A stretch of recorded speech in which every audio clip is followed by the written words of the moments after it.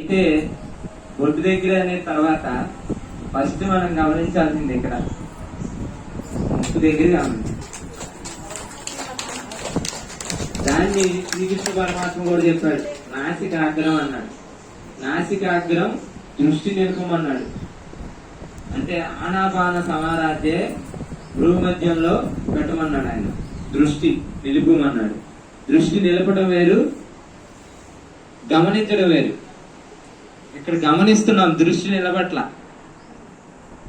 బాగా అర్థం చేసుకోవాలి. చాలా మంది దృష్టి పెట్టమని చెప్తారు, దృష్టి పెట్టద్దు. దృష్టి పెట్టినప్పుడు పెయిన్స్ వస్తాయి, నొప్పులు వస్తాయి. మీకు ఇక్కడ ఓ లాగేస్తుంది, ఇక నేను చేయలేను అంటారు. కాబట్టి దృష్టి పెట్టకూడదు. శ్వాస మీద శ్వాసను గమనించాలి. మనకి సహజంగా జరిగే ఉచ్ఛ్వాస నిశ్వాసను గమనించమని చెప్తారు. అది ఎక్కడ గమనించాలంటే, ఇది నాసిక అగ్రం అయితే ఇది నాసిక కొన. నాసిక అంటే ముక్కు అర్థం. ముక్కు కొన దగ్గర శ్వాస మొదలవుతుంది. ఇక్కడ గమనించాలి. ఇక్కడ గమనించడం మొదలు పెట్టినప్పుడు అది మీకు ఇందాక చెప్పాను, 14 శ్వాసలు 13 శ్వాసలు అవుతున్నాయి అని చెప్తున్నాం కదా.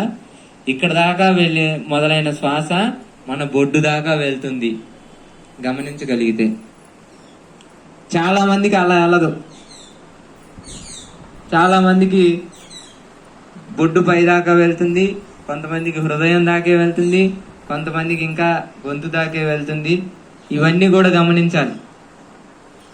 మనం శ్వాసను గమనిస్తున్నామంటే ఆ శ్వాస ఎక్కడ దాకా వెళ్తుంది, మొదలైంది ఎక్కడ, అది ఎండ్ అవుతుంది ఎక్కడ కూడా గమనించగలగాలి. అప్పుడు మీకు కౌంట్ తగ్గుతుంది అనేది